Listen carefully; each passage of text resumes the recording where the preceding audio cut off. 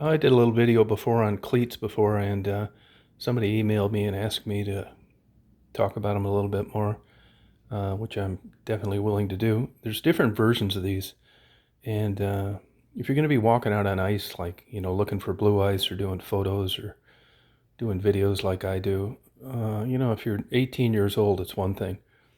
As you get older, I definitely recommend cleats when you're on ice, because I'm telling you, if you look at data like worldwide, closed head injuries, that's what you want to watch out for. I mean, you'd be getting off easy if you just broke your wrist, but especially when the sun comes out and there's a little UV light and it's melting things, it's super slippery. So to be out, walking around where there's a lot of ice, like at a lake or a river, I highly recommend these. This first pair, I'm just showing you one of each pair. This is by a company named Hillsboro, Hillsboro. And I found, at least in Michigan where I'm at, that you're looking about an inch spike in the bottom of them, and 6 of them is good enough. The more expensive cleats, you'll find that they have a part that wraps up around the ankle, and then you have another part that's up near the front part of your foot. So you're never having a problem with them shifting or coming off. They're more expensive. I think this pair was about $60. Another thing I want to mention too is on these cleats, most of them are not designed to be on big, heavy winter boots.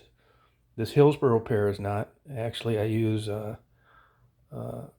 those on just a typical like Timberland small winter boot, because that's, even when I have them stretched out as far as they go, they barely fit that, and that's like a size 11. But I think they're excellent. I've used them all over. Another thing you'll wonder about when you see these cleats is, why, compared to ones that I see other places, do they not have more of the spikes in the front of the shoe? I'll tell you the reason: because as long as you're not ice climbing, you don't really need those. And if you have those on a flat surface where the spikes are coming out the front, like at a 45-degree angle, you will be tripping all day long.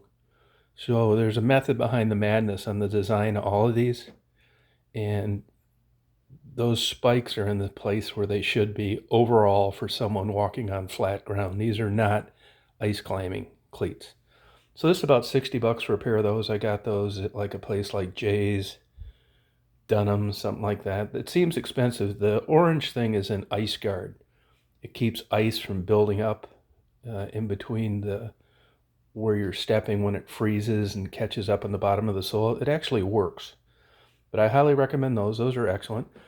This is, I don't even know the name of the company of these. You can get these anywhere. You'll find them in all sorts of discount sporting goods stores.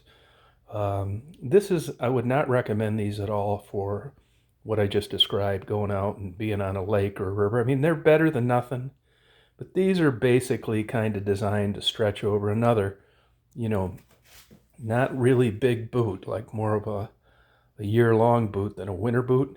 They work okay, but you better not have a lot of snow, and you better be on a flat surface, and there better not be that much ice. As I said, they're better than nothing. You can get them all over the place for 10, 12 bucks a pair, but I would just as soon skip these under any circumstance.